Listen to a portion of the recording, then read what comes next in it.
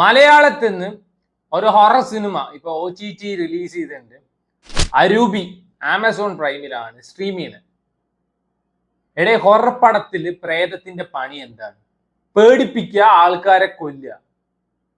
ഇത് നേരെ തിരിച്ചാണ്. ഇത് പ്രലോഭിപ്പിക്കുകയാണ്. ഫീലിങ്സ് മാറാതെ ചത്ത പ്രേതമാണെന്ന് തോന്നുന്നു. മറ്റേ പുഷ്പയിലെ ശ്രീബല്ലിയുടെ പ്രേതം. ഏത് നേരവും ഫീലിങ്സ് ഇങ്ങനെ ഒരു കാമഭ്രാന്തി പ്രേതത്തെ ഞാൻ ഇന്നവരെ ഒരു ഹൊറപ്പടത്തിലും കണ്ടിട്ടില്ല. പഞ്ചലോക വിഗ്രഹത്തില് അടച്ചുപൂട്ടി വെച്ചിരിക്കുകയാണ്. പുറത്ത് വന്ന ലോകത്തിന് നാശം എന്നൊക്കെ പറയുന്നുണ്ട്. എന്നാ പ്രേതം പുറത്ത് വന്നത് പ്രേമിക്കാൻ നിൽക്കുക, ഫീലിങ്സ് മാറ്റാൻ നിൽക്കുക. ഇതെന്തൂട്ട് പ്രേതം? ഈ സിനിമ തുടങ്ങുന്ന സമയത്ത് നമ്മുടെ നായകന്റെ കുറച്ച് വേട്ടാവളിത്തരം കാണിക്കുന്നുണ്ട്. നായകൻ പിന്നെ മൊണ്ണേഷ് കുമാറിന് ഡബിൾ PhD എടുത്ത നായകനാണ്. റോട്ടിൽ കൂടെ പോണ സകല എണ്ണത്തിന് ഈ സിനിമയിൽ കയറ്റി അഭിനയിപ്പിച്ചിട്ടുണ്ട്. ഒന്നോ രണ്ടോ അല്ല, ഈ സിനിമ എടുത്തു നോക്കി ഫുൾ അങ്ങനത്തെ ആൾക്കാരാണ്. എന്നാ അഭിനയിക്കാൻ അറിയണവരെ കയറ്റി അഭിനയിപ്പിക്കുക അതില്ല. ഒരു സൈഡ് ഇവന്റെ കോമാളിത്തരം, അതിന്റെ ഇടയിൽ കൂടെ പറ്റ ശോകമായിട്ടുള്ള കുറെ പാട്ടുമുണ്ട്.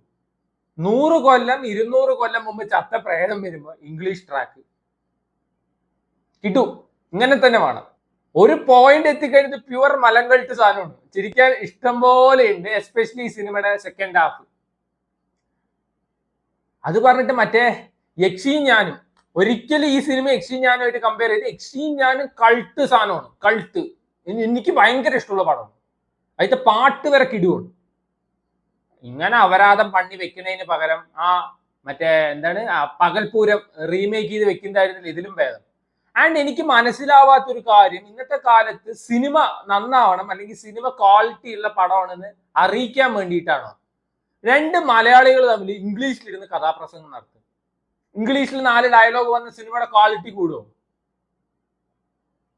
മുങ്ങി തവിട് പൊടിയായിട്ടുള്ള ഒരു കപ്പല്, അതിന് പെയിന്റ് അടിക്കണം, അത് ക്വാളിറ്റി പെയിന്റ് തന്നെ അടിക്കണം.